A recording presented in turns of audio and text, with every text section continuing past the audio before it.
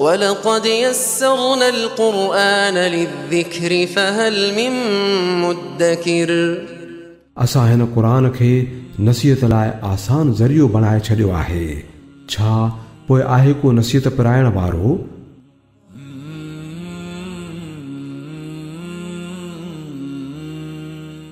अल्हम्दुलिल्लाहि रब्बिल आलमीन वस्सल्लल्लाहु वसल्लम व बारक अला अब्दिही व रसूलिही नबिय्यिना मुहम्मद व अला आलिही व सहबिही अजमईन, अम्मा बाद। नाज़रीन किराम, अस्सलामु अलैकुम व रहमतुल्लाहि व बरकातुहू। सूरतुन्नास खे सूरतुन्नास उन जे करे चयो थो वञे जो अॻिते आयत में कई दफ़ा अन्नास जो लफ़्ज़ आयो आहे, जंहिंजी माना आहे अन्नास जो मतिलबु आहे माण्हू ऐं इंसान। त कुल आऊज़ु बिरब्बिन नास, ए पैगम्बर सल्लल्लाहु अलैहि वसल्लम तव्हां चओ त आऊं पनाह घुरां थो बिरब्बिन नास, माण्हुनि जे पालणहार जी, माण्हुनि जे रब जी आऊं पनाह घुरां थो। हूअं त अल्लाह ताला सभिनी जो ख़ालिक़ आहे, मालिक आहे, पर छो त इंसान अशरफुल मखलूक़ात आहिनि, उन जे करे अन्नास में उनखे ख़िताब कयो वियो। ऐं बाज़ मुफ़स्सिरीन जे मुताबिक़ अन्नास जो लफ़्ज़ जिन्ननि ते बि उन जो इतलाक़ थिए थो, जीअं रिजाल जो थिए थो, अहिड़े तरीक़े सां अन्नास जो बि थिए थो।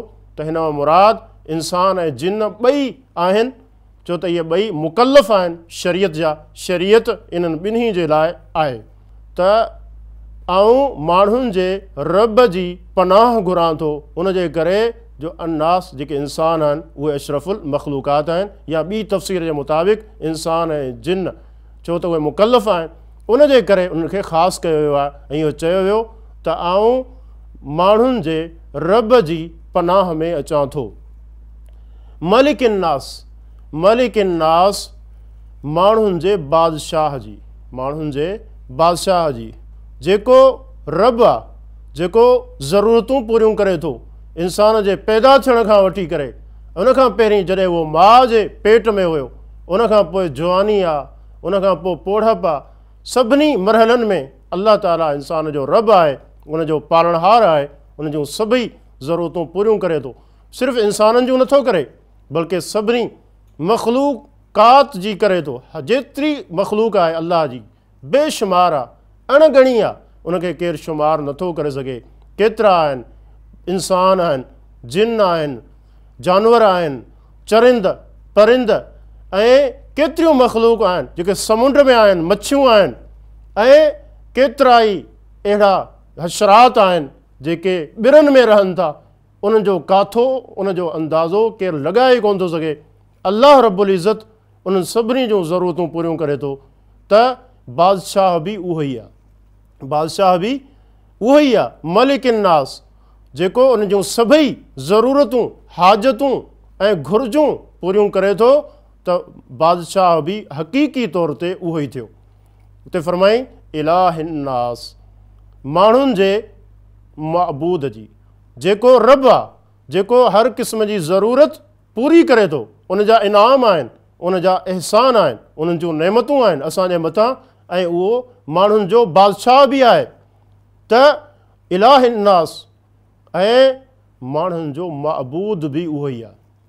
त पोइ इबादत जो हक़दार बि उहो थियो, जेको रब आहे, हक़ीक़ी पैदा कंदड़ आहे, नेमतूं कंदड़ आहे, इनाम कंदड़ आहे, हर ज़रूरत पूरी कंदड़ आहे, बादशाह बि उहो ई आहे। त इबादत जो हक़दार बि उहो ई थियो। इलाहिन्नास, जेको माण्हुनि जो सचो मअबूद आहे। इबादत छा आहे? इबादत असांजी तख़लीक़ जो, असांजे दुनिया में अचण जो बुनियादी मक़सदु आहे। वमा ख़लक़तुल जिन्न वल इंस इल्ला लियअबुदून, फरमाई त मूं इंसाननि खे, जिन्ननि खे उन लाइ पैदा कयो आहे जीअं त उहे मुंहिंजी इबादत कनि, मुंहिंजी बंदगी कनि। त इबादत जो हक़ीक़ी मुस्तहिक़ बि उहो ई आहे, जेको असांजो रब आहे, जेको असांजो पालणहार आहे, जेको असांजो बादशाह आहे।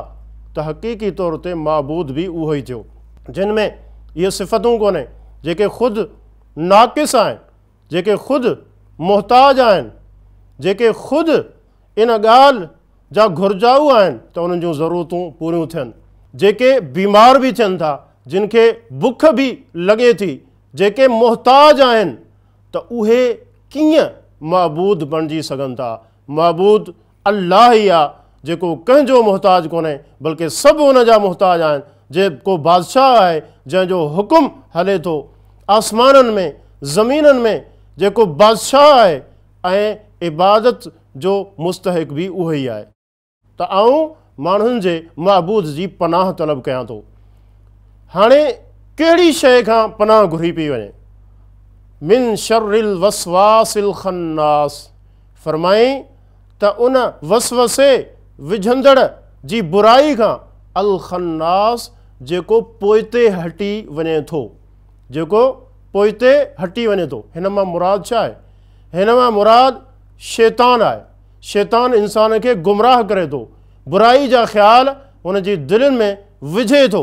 जॾहिं इंसान अल्लाह जो ज़िक्र करे थो, अल्लाह खे यादि करे थो, ज़िक्र पढ़े थो, आऊज़ बिल्लाहि मिनश शैतानिर रजीम, अल्लाह जी पनाह घुरे थो, त इहो शैतान इन जी सिफ़त इहा आहे त इहो पोइते हटी थो वञे। इहो अल्लाह जे ज़िक्र जे मुक़ाबले में इंतहाई कमज़ोर आहे। इन कैद शैतान कान दईफ़ा, फरमाई त शैतान जो जेको हमिलो आहे, जेको उनजो वार आहे, उहो इंतहाई कमज़ोर आहे, इंतहाई कमज़ोर आहे। हीउ ज़िक्र उहो चाबुक आहे जंहिंजी ज़रब, जंहिंजी तकलीफ़ शैतान खां बर्दाश्त नथी थिए, इहो परे हटी वञे थो। जीअं हदीस मशहूरु आहे, असां ॿुधूं था त जॾहिं अज़ान जो बांग जो आवाज़ ईंदो आहे त शैतान तेज़ भॼणु शुरू थी वेंदो आहे। आवाज़ सां उन जी हवा ख़ारिज थी रही हूंदी आहे ऐं अज़ान जो वज़न हुन खां बर्दाश्त कोन्हे थींदो ऐं भॼणु शुरू करे थो। अल्लाह जे नाले जो जेको वज़न आहे शैतान खां बर्दाश्त नथो थिए। त हिन मज़ा असांखे इहा तलक़ीन मिले थी त शैतान जे मुक़ाबले में अल्लाह जे ज़िक्र जो जेको हथियार आहे उनखे इस्तेमालु कयूं। इहा ई वजह आहे त उलमा ज़िक्र जे हवाले सां किताब उन्हनि लिखिया आहिनि, हर दौर में लिखिया विया। मशहूरु हिकिड़ो किताबु आहे दुआउनि जो, हिस्नुल मुस्लिम, जंहिंजो मतिलबु छा आहे? मुस्लमान जो क़िलो।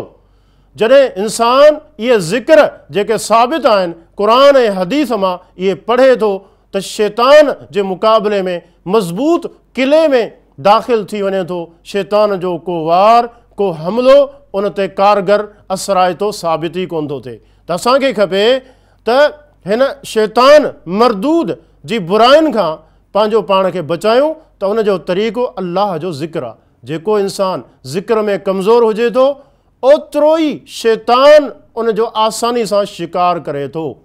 फरमाई त वमन यअशु अन ज़िक्रिर रहमान नुक़य्यिज़ लहू शैतानन फहुव लहू करीन। त जेको माण्हू अल्लाह जे ज़िक्र में सुस्ती करे थो त असां शैतान उन्हनि जे मथां मुसलत करे छॾियूं था, पोइ उनजो साथी थी थो वञे, उन सां गॾु रहे थो हर वक़्तु। त शैतान खां पंहिंजो पाण खे बचाइण जो इहो तरीक़ो आहे। उन्हनि हमलनि खां जेके शैतान करे थो पाण खे महफ़ूज़ रखण जो इहो तरीक़ो आहे अल्लाह जो ज़िक्र कसरत सां करणु खपे। अला बिज़िक्रिल्लाहि तत्मइन्नुल क़ुलूब, उन सां दिलनि खे बि इत्मीनान मिले थो, राहत मिले थी ऐं इंसान शैतान जे हमलनि खां बचे थो। ऐं ज़िक्र जा बेशुमार फ़ज़ाइल आहिनि, केतिरो अजर ऐं सवाब आहे, उहो बि इंसान आसानी सां हासिल करे सघे थो। त हीउ शैतान आहे, उनजो वसवसो आहे ऐं उनजो वसवसो कमज़ोर आहे। जॾहिं इंसान अल्लाह जो ज़िक्र करे थो त उहो पोइते हटी वञे थो। जीअं ई इंसान ज़िक्र खे छॾे थो उन में गफ़लत उन में अचे थी त पोइ शैतान वरी वापसि वार करे थो। त शैतान जे हमलनि खां बचण जो इहो क़ुरानी नुस्ख़ो आहे त इंसान अल्लाह जो ज़िक्र करे। अल्लज़ी युवस्विसु फ़ी सुदूरिन नास, उहो शैतान जेको माण्हुनि जे सीननि में, माण्हुनि जी दिलनि में वसवसो विझे थो, बुरा ख़्याल पैदा करे थो। त इंसान उन शैतान खां, उन जे वसवसे खां, उन जे बुरनि ख़्यालनि खां अल्लाह ताला जी पनाह तलब करे। हीअ सूरत असांखे ॿुधाए थी मिनल जिन्नति वन्नास। फरमाई त इहे वसवसो विझंदड़, बुराइनि जा ख़्याल पैदा कंदड़ केरु आहिनि? इहे ॿिनि तरहनि जा आहिनि। मिनल जिन्नत, उहे जिन्ननि मंझां बि आहिनि, वन्नास ऐं माण्हुनि मंझां बि आहिनि। उन्हनि ॿिन्ही खां जेको शैतान जेको जिन्ननि मंझां आहे ऐं उहे शैतान जेके इंसाननि मंझां आहिनि, जेके इंसान खे बुराई ॾांहुं गुनाहनि ॾांहुं माइल कनि था, उन्हनि सभिनी जी पनाह ऐं तलब कयां थो। त जिन्हनि जो जेको शैतान आहे उनजो वसवसो हुजे थो, जेको हू विझे थो। जीअं रसूल अकरम सल्लल्लाहु अलैहि वसल्लम पाण इतिकाफ़ में आहिनि त रसूलुल्लाह सल्लल्लाहु अलैहि वसल्लम मिलण जे लाइ रसूलुल्लाह सल्लल्लाहु अलैहि वसल्लम जी घरवारी आहे उम्मुल मोमिनीन सफ़िया बिनते हुयई, उहे अचनि थियूं, राति जो वक़्तु आहे, काफ़ी देरि पाण करीम सल्लल्लाहु अलैहि वसल्लम सां ॻाल्हियूं कनि थियूं। जॾहिं वञणु लॻनि थियूं त रसूलुल्लाह सल्लल्लाहु अलैहि वसल्लम सां गॾु आहिनि ऐं उनखे घर ताईं छॾण जे लाइ उन सां हली रहिया हुआ, त अॻियां बसि अंसारी सहाबी आहिनि जेके वञी रहिया हुआ। ऐं जॾहिं उन्हनि रसूलुल्लाह सल्लल्लाहु अलैहि वसल्लम खे ॾिठो त का औरत बि पाण करीम सल्लल्लाहु अलैहि वसल्लम सां गॾु आहे, त उहे तेज़ हलणु लॻा। त रसूलुल्लाह सल्लल्लाहु अलैहि वसल्लम खे आवाज़ु ॾिनो, उनखे चयो रुकिजी वञो या उअं ई हलो जीअं तव्हां पहिरियां हली रहिया हुया, तेज़ हलण जी ज़रूरत कोन्हे, ख़बरदार मूंसां गॾु जेका औरत आहे इहा मुंहिंजी घरवारी, मुंहिंजी ज़ाल सफ़िया आहे। त उहे सहाबी अंसारी चवणु लॻा त अल्लाह जा रसूल, असां तव्हांजे बारे में बि बुरो सोचे सघूं था, का बदगुमानी पैदा थी सघे थी? त रसूलुल्लाह सल्लल्लाहु अलैहि वसल्लम फरमायो त शैतान इंसान जी रगुनि में ईअं डोड़े थो जीअं रत डोड़ी रही आहे। इन जो छा मतिलबु आहे त मूंखे डपु थियो, पाण फरमाइनि था त किथे अव्हां जे दिलनि में का बुरो ख़्यालु पैदा न करे, उनजे करे मूं वज़ाहत करणु ज़रूरी सम्झी।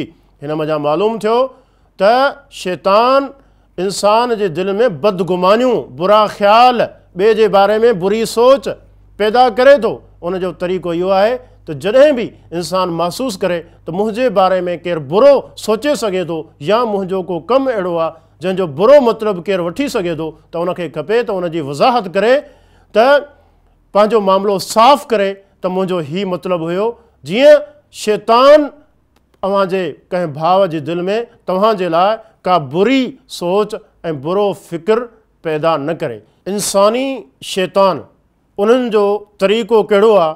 उन्हनि जो तरीक़ो इहो आहे जो उहे हॾ ॾोखी ऐं ख़ैर ख़्वाह ऐं एहसान कंदड़ जे रूप में इंसान वटि ईंदा ऐं इहो तासुरु ॾींदा त असां तव्हांजा ख़ैर ख़्वाह आहियूं, ऐं तव्हांखे नुक़सानु ॾींदा ऐं शैतानी कमु अव्हांखे मुज़यन करे ख़ूबसूरत बणाए पेश कंदा। मक़सदु इहो हूंदो जीअं हर हिकु बुरो माण्हू इहो चाहे थो त ॿिया माण्हू बि उन वांगुरु बुरा थी वञनि, जीअं को उन ॾांहुं आङुरु न खणे, को उनखे बुरो न चवे।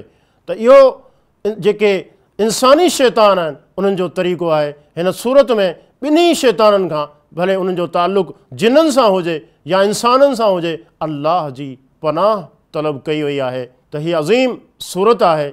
ऐं हिन सां गॾु जेका सूरतुल फलक आहे या मुअव्वज़ात जिन खे चयो थो वञे, यानी सूरतुल इख़लास, सूरतुल फलक ऐं सूरतुल नास, वॾियूं अहम सूरतूं आहिनि। हर मुस्लमान खे यादि करणु खपे, पाण खे बि, पंहिंजे घर वारनि खे ऐं पंहिंजे ॿारनि खे बि। इहे अज़ीम सूरतूं आहिनि जंहिंखे पढ़ण खां पोइ इंसान हर तरह जे फितननि खां, शैताननि खां, जादूगरनि खां ऐं हसद ऐं साड़ कंदड़नि खां ऐं बुरी नज़र लॻाइण वारनि खां अल्लाह जी हिफ़्ज़ ऐं अमान में अची थो वञे। अल्लाह रब्बुल इज़्ज़त असां सभिनी खे तौफ़ीक़ अता फ़रमाए, असां पंहिंजो अक़ीदो, पंहिंजो अमल, पंहिंजा सभई मामला क़ुरान ऐं हदीस जे मुताबिक़ बणायूं। अल्लाह ताला असां सभिनी खे तौफ़ीक़ अता फ़रमाए।